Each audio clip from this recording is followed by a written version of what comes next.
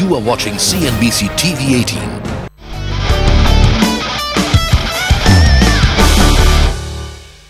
18. Welcome back. Krishi Rasayan Export is an interesting story. The company's turnover leapfrogged from 3 crore rupees to 360 crore rupees in 15 years' time. My colleague Veena Krishna caught up with Atul Churiwal, managing director of the company in Kolkata, to find out his brand of management. Mr. Churiwal, Mr. Chadha, thank you for joining us. Mr. Churiwal, if I can start with, you alight in the 1980s, your growth was slow and there was no growth stage kind of. You came at that time. What gave you the confidence that you can make this sector and, grow it? Well, I joined my business. This was the first line of activities given to me by my family. And I could see that this was primarily dominated by the multinationals. And the other big sector was the unorganized traders who were selling spurious products. So I could see a gap between the high price multinational product and the spurious products which are sold at very cheap product prices. So I could see that if one could position the product properly, one could take the advantage of selling quality products, matching the multinational standard at prices lower than them, but much at a reasonable price. Amongst the Monsantos and the Bayers and the Rallis of the world, how did you go and tell the farmer that your product is available and this is different? The basic thing was to gain the confidence of the farmers. So we created a development team which took our product to the farmers and asked them to give us sample plots where we could differentiate, have the products of ours as well as the multinationals and compare it with the spurious, the unorganized companies. And then we could prove on the ground level that our product was as good as the multinationals and we could sell them at a lower price. How easy is it to set a nationwide Well, it is quite difficult because you are not sure of the people you are dealing with. Because ultimate consuming the farmer, you have to give credit to the small retailer who's sitting in a small gumti, and you have to give him credit, maybe a few lakhs. If you go to him, you wouldn't give him a loan of 100 rupees. But here we were giving credit of a few lakhs. So there were initial hiccups where we chose wrong parties and there was a lot of bad debts. And then we got stuck with the stocks not being able to liquidate properly. So there were hiccups, but we could somehow succeed. It took a long time, but ultimately we could create this setup, all India setup. So is that why in the initial stages, you did not get a lot of bank support? Initially we was doing banking with national banks, and we being a Bihar-based company, when our file used to move to head office, they used to just keep the file shut with seeing a Bihar unit. So that time when we went, luckily we found few private bankers, and then they supported us. So that 1 or 2 years where we were stuck between the private banks and National Bank, that was a time when it was quite difficult. So, Mr. Chadha, private banks have confidence in such a sector and a Bihari company? In the first instance, the management is so deeply involved in the business, and they know the quality of management is just first class. They know this business inside out. It's not that they're managing it remotely. The second aspect which really attracts me is that they've built a very sustainable model. And if you look at their distribution network, it's 2,000 strong in terms of just the dealers. They've got their own sales force.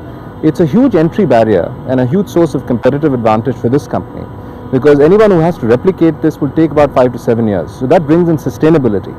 And the third aspect that I found particularly appealing was that the company was selling their own brands. So they're actually putting their own sort of stamp on the product and they're backing themselves. And again, if you have a brand that is being sold in the rural areas, it's very difficult to replicate that. So, Mr. Churiwal, what would you say were the first three factors that you started growing very fast in the last 5 years? The first factor has to be our rural strength, where we have our own sales force all across the district. In every district, we have a guy company on a company payroll with mobility, either a two-wheeler or four-wheeler. So we have a pan-India presence. Second is our sourcing. When we compete with the multinationals, we have to see that we can get the same quality goods cheaper. And we could identify a few units in China where we could get as good a quality as raw materials from China. And then our financial discipline, because it's a highly credit-oriented market where the normal credit terms are 90 to 150 days. So the cycle, money cycle has to be seen that at least we have 3 for 4 rollings. So that financial discipline which we could bring in on our system, I think these are 3 basic areas where we thought we have. So how do you differentiate yourself from the Monsantos and Rallis today? When they bring a product in India, they have a very high price. So what we try to do is offer similar products of similar quality at a reasonable price. And Atul, would you also say that your understanding of rural India is probably a big competitive advantage for you. Absolutely. We are creating a setup where a guy has to visit at least 3 farmers a day, and he has to report that to a central team. So we know we could quickly take a decision, because as the disease which happens, you never know which is going to happen depending on the the rain or the sun. So we can gauge the thing and push our products in the field during the right time. Okay, Mr. Cheriwal, today agriculture is basically kind of looked at a sector which is not growing. In this scenario, pesticides, and how do you see your company growing in this? Well, unlike the general perception, maybe the growth in agriculture sector is not there, but if you see the values of the agriculture produce has gone up, and with the minimum support price in the last 3 years having gone up greatly, the buying power in the farmers have increased a lot. So that way the opportunities for us have gone up. So we think the farmers who are very reluctant to use pesticides and who are using it as a last resort now use it much more. To give an example, the per acre usage of the pesticide in India was 1/10, which is what in US till about 3 or 4 years ago. Now it has become the usage has doubled. So now we are 1/5. So that way the scenario for the agrochemical sector is quite bright, I feel. As we can look from the values also, the total market from 5,000 has gone up to 10,000 crores in the last 3 years. So, and if you look at the potential being 1/10, it has the potential to go up to 50,000 crores. So overall, I'm quite bullish about the sector. Okay, and what would your future strategy be to really capture a large part of this market? Consolidate what we have been doing, to more focus on this rural marketing, to strengthen this setup. The second has to be to get better, safer molecules. We are also following the green path which the world is taking. Unlike, as pesticide is a bad word, but we have much safer molecules where the residues are not there, so that we get a better quality of food. Apart from that, we are trying to spruce up our sourcing, which is so important from China. So we have set up our own China office so that we can interact directly with the factories and the units there and get products at a much competitive prices and better quality products. So your name, Krishi Rasayan Exports, is kind of a misnomer because you're not really exporting today. Would you live up to that name and Well, I hope so. Our mission is now from rural to global. We are currently at about 15 crores of exports, which in the next 2 years we plan to be 100 crores. And then in every 2 years we want to double this. We have tried to focus on markets similar to India. Like we are going to Southeast Asia, we are focused greatly on Latin America, which is another big story because Brazil and Argentina are huge agro-producing countries. Now we see a lot of African countries are coming out in a big way, like Ghana and others. And we feel that there is a similar sort of vacuum which was there a few years ago in India. So we are trying to focus those countries in a big way, spending a lot of money to enter them with license and registrations, and we hope, and we are getting very good positive responses from there. Okay, Mr. Chadha, so would you, how would banks like HSBC help? I think, we go where our customers go. So their growth is our growth. So if they're going to grow in other markets where we have a presence, then clearly we would be delighted to partner with them because we know them well, we know their style of operation, there's a level of comfort. And I think that actually results in a true partnership because they get to use the full force of the HSBC network, and we are able to then serve them fully in meeting their requirements. How do you handle a drought situation? Like in 2009, 2010, you faced a major drought, but still, of course, you showed a growth. So how does it impact the? I think the farmers in India have matured. That this credit should go to them. Earlier, 5 years ago, when there was a drought, we used to send shivers down our line, spine. What is going to happen? But now, because of the support price they're getting, the farmers have a lot of money in hand. Earlier in the drought year, the farmers would leave the land fallow because they would say that's going to be a loss. Now, the farmers think that even if they get 50%, they can still sustain, they can still make money after selling. They can meet their cost.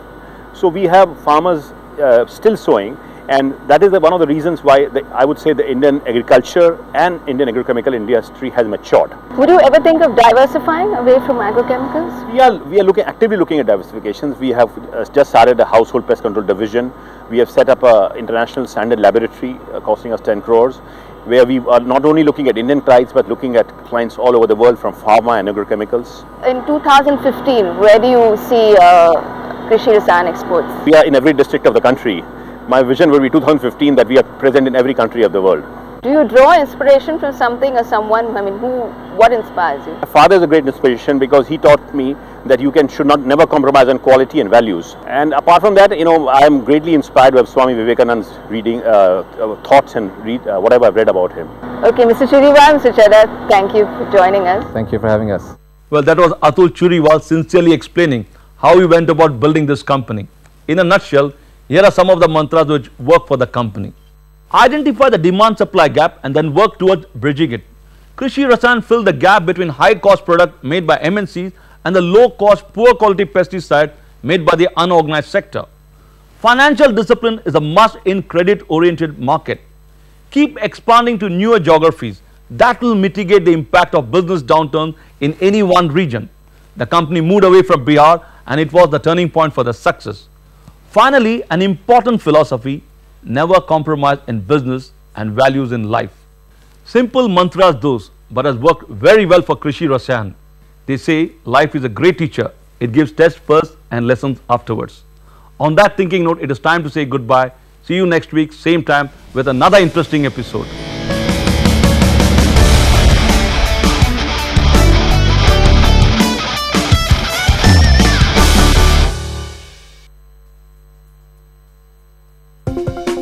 Presented by HSBC, the world's local bank.